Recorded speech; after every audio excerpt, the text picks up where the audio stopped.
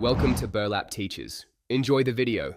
You begin by locking the prerequisites that let you act immediately. First, state the training goal in measurable terms so you know when it succeeds. Then map learner baselines and availability. Once done, list the tech and budget you actually have. Make sure to assign a subject matter expert and choose one pilot cohort. This sets scope and prevents endless prep. Now you can draft the first learning objectives and a minimal module sequence to test fast. You now design the core of the program from objectives to delivery. Break content into short modules that each target a single skill. This reduces cognitive load and lets you iterate. Once modules exist, build active practice, scenarios, and quick quizzes so learners apply knowledge immediately.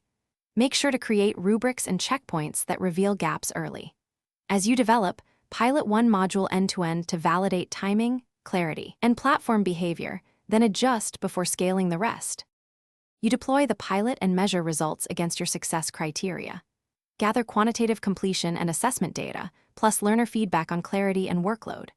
Once you analyze that information, update content, pacing, and assessment rubrics. Make sure to fix recurring confusion points and add job aids where needed. Then train facilitators and roll out scheduled cohorts. If something fails, low completion or poor scores, diagnose whether content, delivery. Thanks for watching. Consider subscribing if this video helped you.